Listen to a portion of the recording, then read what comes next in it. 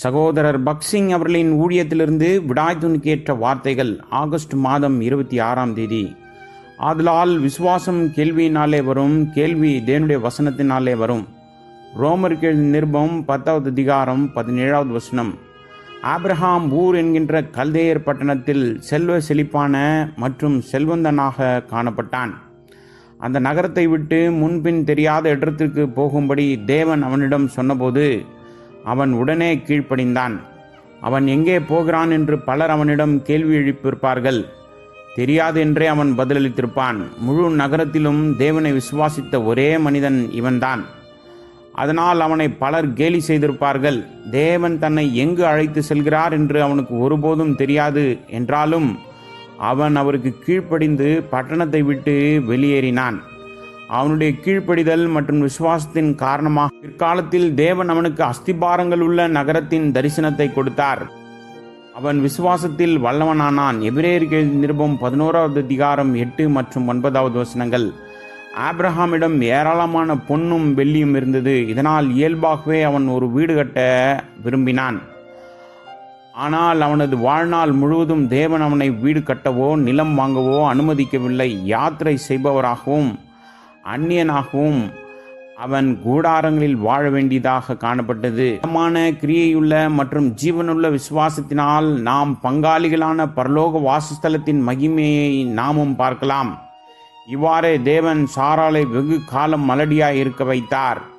நமக்கு என்ன நடந்தாலும் அது நமக்கு ஒரு பலமான விசுவாசத்தை அளிக்கும் நோக்கம் கொண்டது. இத்தகைய விசுவாசம் இல்லாமல் நம்முடைய ரட்சிப்பின் மகத்துவத்தை நாம் ஒருபோதும் அறிய முடியாது. எபிரேயருக்கு நிருபம் 11வது அதிகாரம் 13லிருந்து 16வது வசனம் வரை.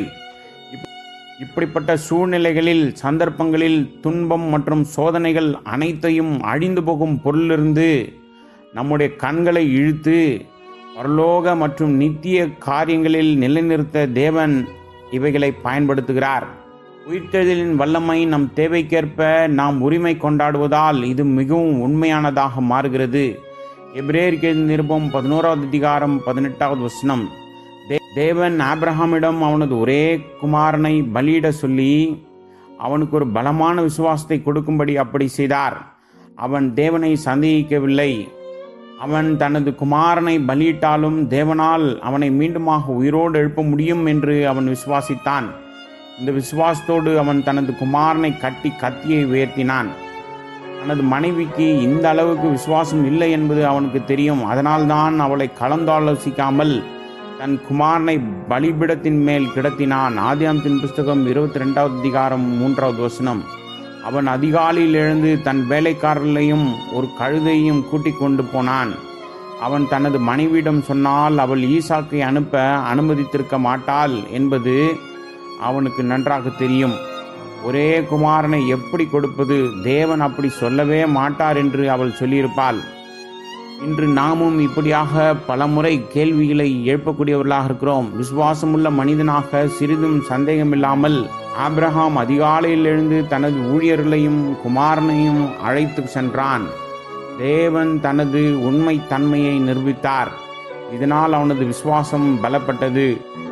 உச்செடியில் அகப்பட்ட ஆட்டுக்கடா மூலம் தேவன் அவனுக்கு தன்னை கட்டுப்பட்டிருப்பதாக அவனுக்கு காண்பித்தார்.